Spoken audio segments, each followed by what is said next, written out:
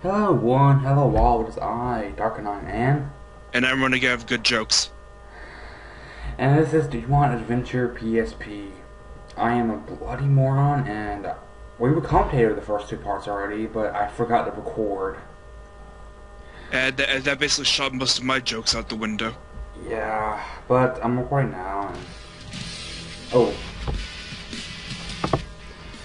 This is a PSP RPG adaptation, almost one-to-one of the anime, almost every single episode of Season 1. All 54 of them. Only difference is that this is translated with some pretty noticeable and hilarious errors. Well, the translation itself is fine, it's just that the game glitches out with fonts. The translation itself, I think, is just taking it literally from the Japanese version. Here we have Bitch 1 and main character Douche number 1. Yeah, kinda. This is Sora and Tai. They're kind of the two main characters, but Sora is... out to save Donald and Goofy from Kingdom Hearts.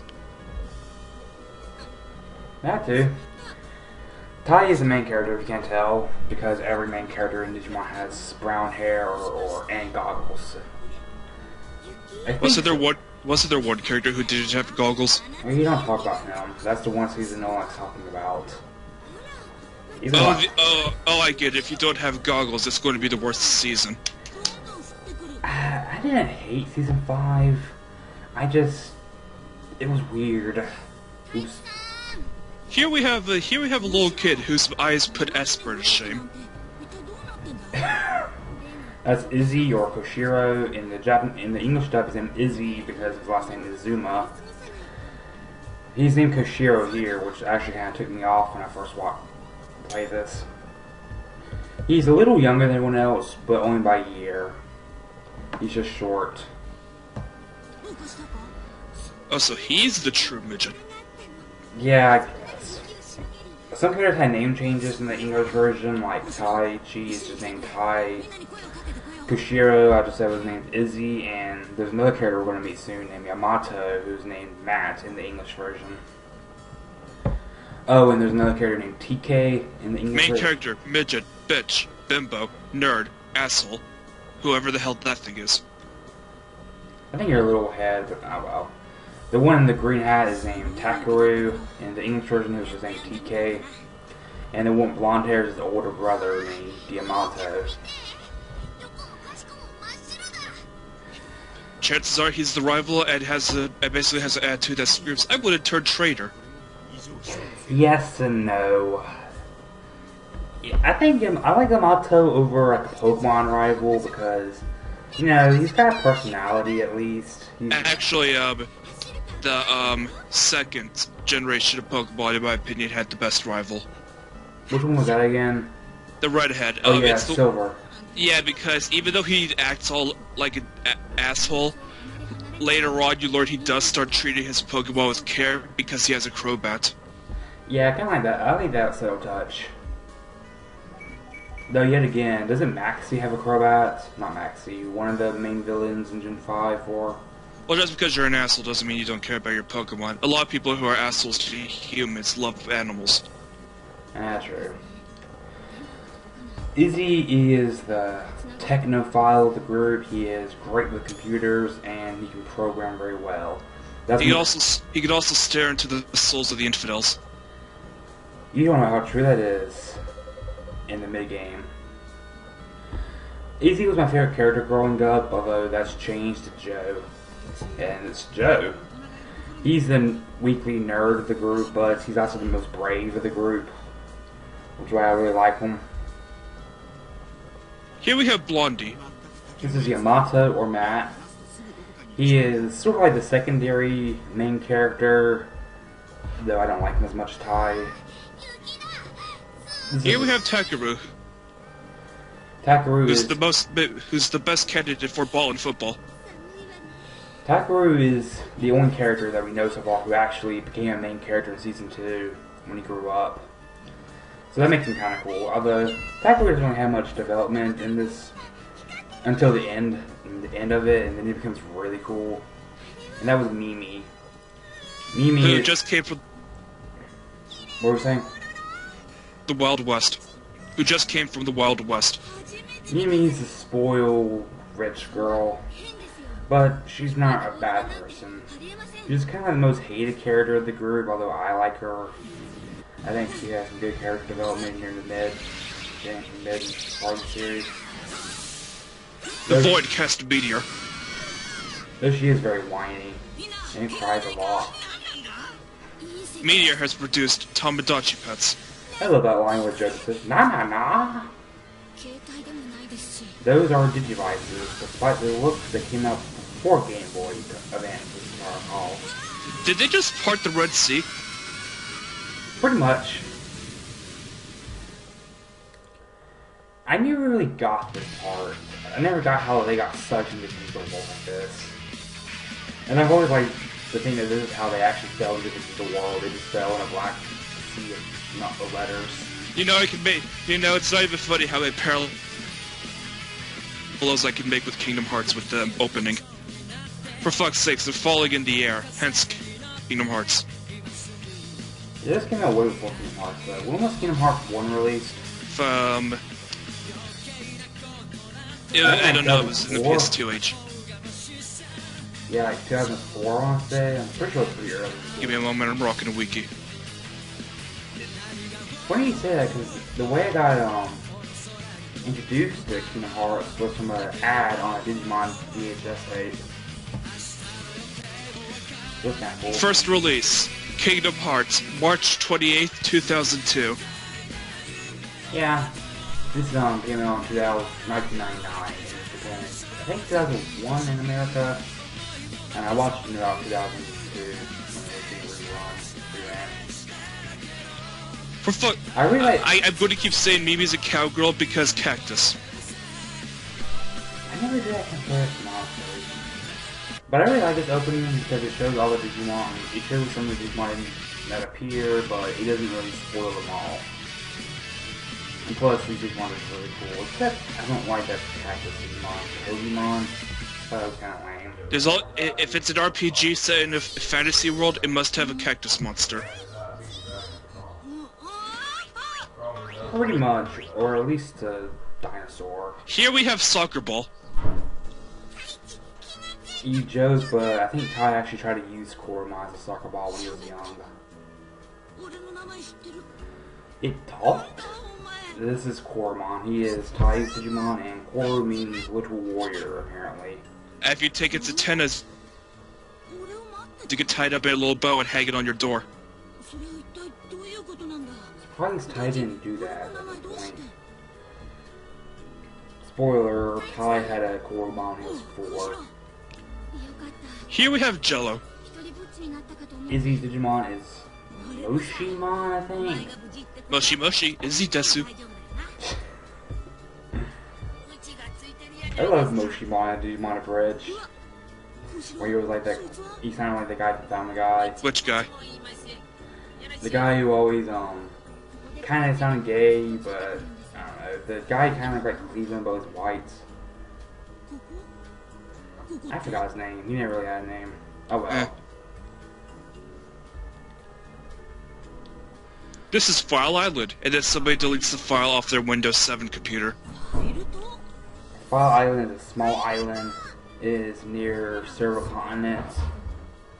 And I think it's also kind of close to Forest of the Gods. Although that's not really gone into the series. I might be able to see something at the top of that tree. You don't say. Also Black Screen of Death. It's not really gone into much, but Tai has a, what do you call those small telescopes? Binoculars? No. I Spy, something like that. Yeah. Oh, that thing? Yeah. He looks like he's using it to peep into the girls' dressing room. That kind of happens at one point, actually. It's amazing, my jokes can predict the future. Except it's not Tai who does it. Either way. So what if I'm off a little? Here we have lunch. Giant stack. That is cool, Wagamon. He is the first champion level Digimon that we encounter. And he is also the Digimon we can find as a random encounter up until the end of the game. Oh god, I hate the encounters in this game. Quagmon is a champion level, or adult in Japanese, bug, insect, and plant type Digimon. He's pretty powerful generally, but he's nothing too spectacular. Taichi, now, while he's distracted with the bubbles, kids love playing with those. At this point in Digimon stages, Moshimon and Gormon, they only use bubbles as attacks. It's kind of pathetic. I think the attack's actually called Floppy Spit, too.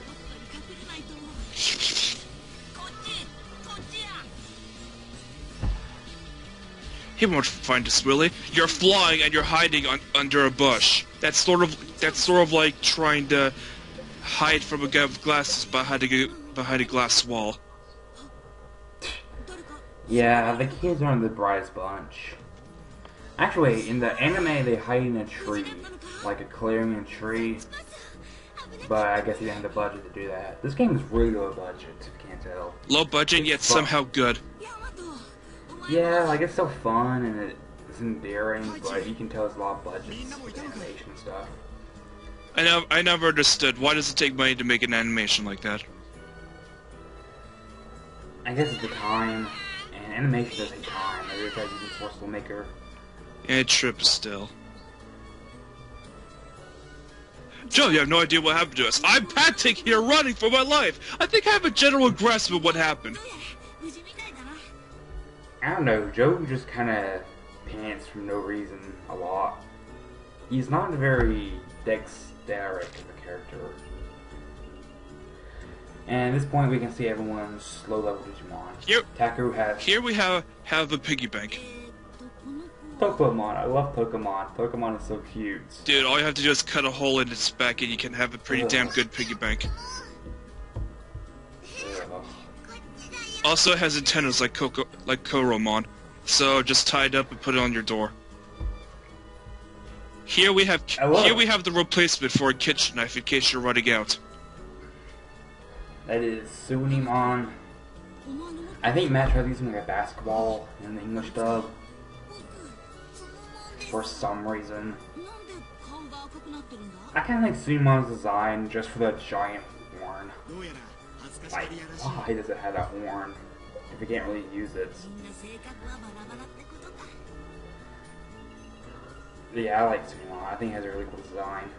Although I never liked the fact he's supposed to be a reptilian. I always thought he looked much more mammal-like. Here we have an oddish idea reject. This is Pyokomon. I like Pyokomon too, but I never got why it's a bird Digimon. Or Digimon to a bird. Basically, take Oddish and have it evolve into Ho-Oh, and you basically have this thing concept. Actually, you're joking, but their mega form is actually called Ho-Ho-Mon. Although I think Ho-Ho is a Japanese deity or something like that, so I guess it makes sense. Joe has a fire seal. Yeah, I think Pokemon has the most stupid but cool design of any of the little Digimon. Also, the cowgirls have gone missing. Good riddance. Yeah. I like Pokemon, and I especially like Pokemon's personality. He's basically the only Digimon I can think of with an actual personality in the series. Everyone else is just kind of like a parallel to their master. Well, Goemon and arguably Tintamon too. This is Jellomon. Moshimon. I don't really care for Moshimon that much design-wise. It's just a slime. Moshimon, master of telephones. And I especially don't get Moshimon's Digivolution routes. How do you get a godlike beetle from that? You might notice that one of the chosen children, or Digidestin, has gone missing. As I put it out earlier, good riddance. Yeah, Mimi has isn't here yet. We're digital monsters! Well, you got the monster part right, at least. I never really got this Digimon series as being digital, though. I mean, the later series they make it much more obvious, but not in this one. Because they're just not really...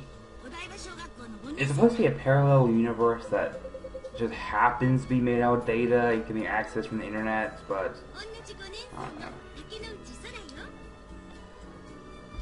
Everyone's from 5th grade! Oh, except Joe. Yeah, Joe's from 6th grade. And Izzy. Izzy's from 4th grade. And I think Takeru's from 5th And this reject's grade. from 2nd grade. Called it. Yeah, Takeru is the youngest tamer, or not tamer, Digidestin we have at this point. I love how no one noticed him until now. Well, he's really shy. Again, I love how no one noticed him until now. If I haven't made it clear yet, we are going to get one more Digidestin in the mid-game. And she is Takeru's age. She's also probably the best Digidestin by far, player-wise.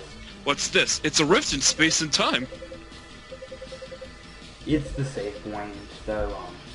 It's pretty hard. Rule of thumb in video games: if it's teal, a circle, it's spinning around, it's a safe point.